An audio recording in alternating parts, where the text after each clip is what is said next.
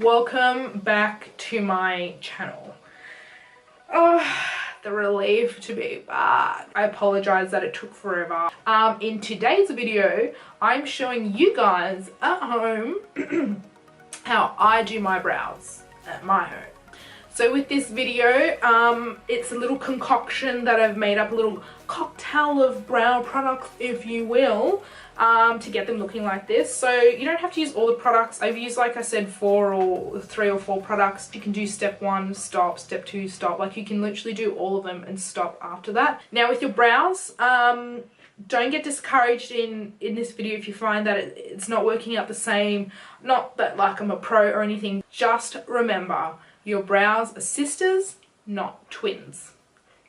Anyway, if you guys want to see how I did my brows, please keep watching. To begin, I'm using my ANASTASIA Dip Brow Pomade, using it in the shade Blonde. Now with your dip brow, I know that this tends to get dry real quick, so I like to put in my little friend to help it bring it back to life and give it some movement again, and that is the Inglot little gel. It's called Duraline. You can't really see the name of it, but it's a little gel, and I just put a drop of that in usually each time I use it. I do the 1 drop like that. This is like $40 or less, and it's lasted me like a whole year, so don't be scared to spend that money, honey. That rhymed. With my brows, I like to use one brush, and that is the MAC 266 brush. It is the finest tip brow I've ever found, like an angled brow. It's angled, by the way, just so that you can get a really good shape, up, down, blend, you're done. I use this for eyeliner, cleaning up underneath my brow, doing my lip liner, cleaning up under like my lip line as well. And yeah, but I mainly use it for brows because it's so precise. It's so precise, like, it's good. Alright, now with your dip brow, give it a good mix around. You don't need to like dig around and mix it. I just wipe a couple layers from the top just to get a colour, to get it on the back of my hand, because that's my little palette that I use. The reason why I do that is I wipe off any excess product, so it's not like a chunk that goes straight on your brows.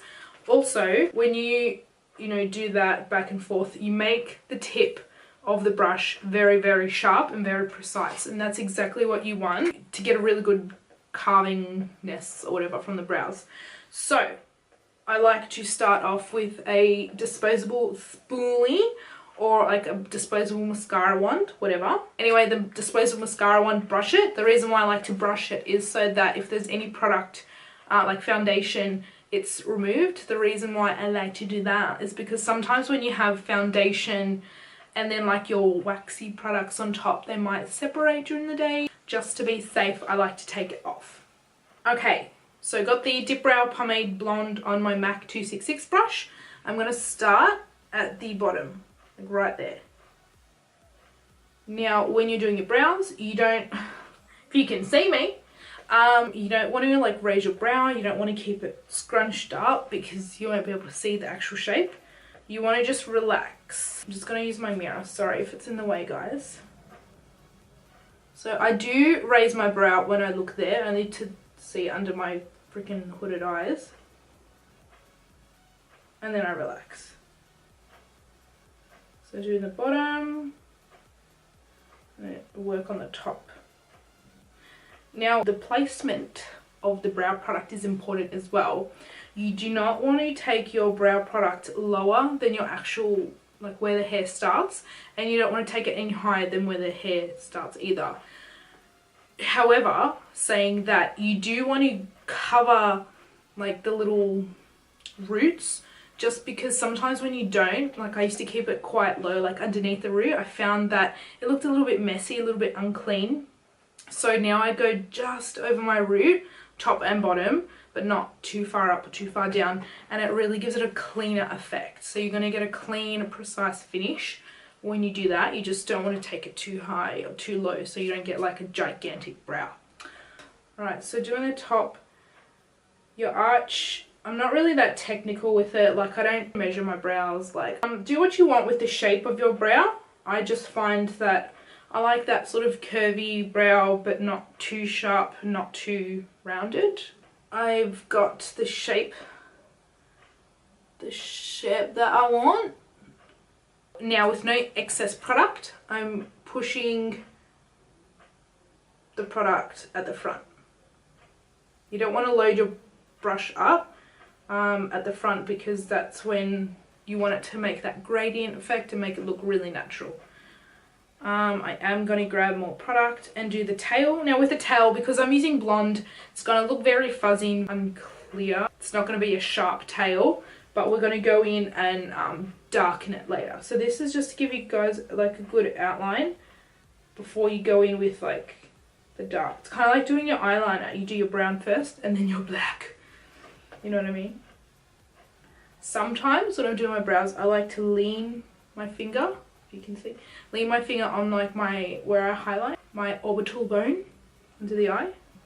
That's to get a really clean line. If I ever want to do a cleaner line, I'll always rest my hand on there. So I would say that's pretty much the shape that I want with my Anastasia dip brow. A good tip, if you're ever using your dip brow and you don't want to keep putting the lid back on, turn it upside down so that when it's sitting on the table it's like that and no air gets to it. I don't know where I heard that, either at school or work or somewhere. One of my friends told me, and I was like, damn, that is smart. Especially for gel eyeliner, when you're working with clients, you don't want to keep putting the lid back on and off, just rest it upside down. Pretty kill. Anyway, second step, I'm going in with the Smashbox Brow Tech Matte Pencil. Looks like this. It's got a really skinny tip. I'll show you guys. Now with this, it's dark brown, as you guys can see in comparison to the blonde. It's very dark.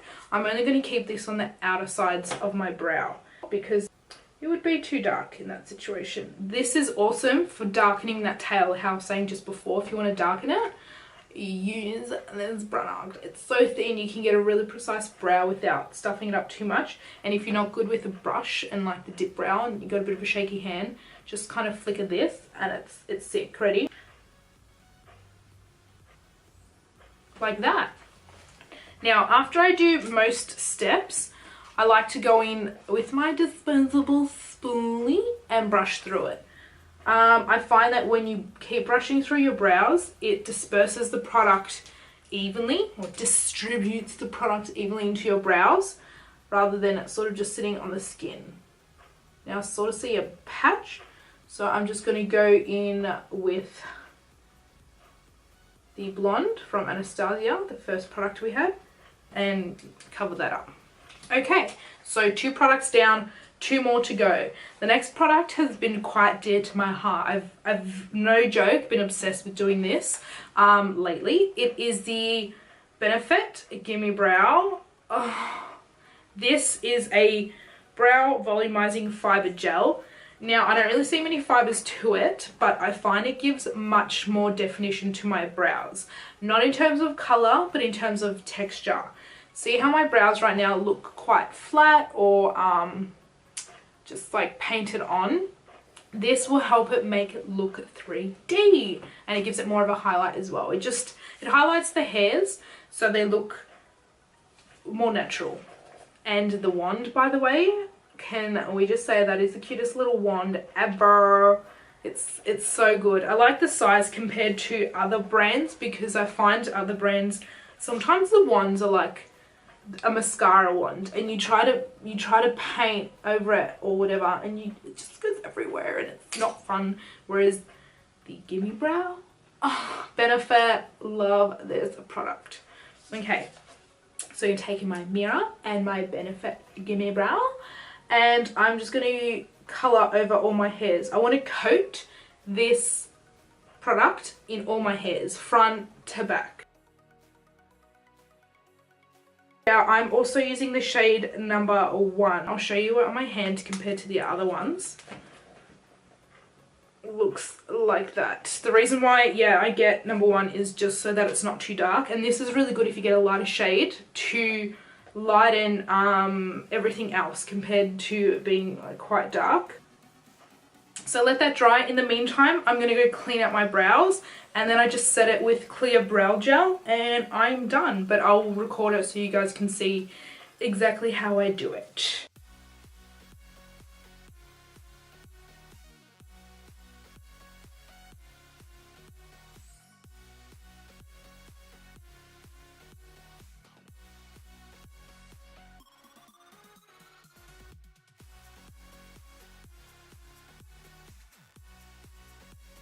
Another good tip with your brows, just quickly, I know I shouldn't talk, but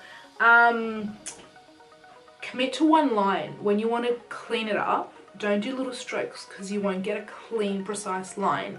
Do it in one foul swoop. I know it's going to be a lot of practice, but it's so much better.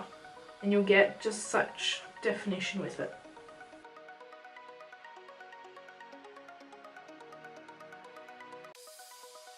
And I feel like Sandra Deluxe said this, blend it so you can see the light, not the line.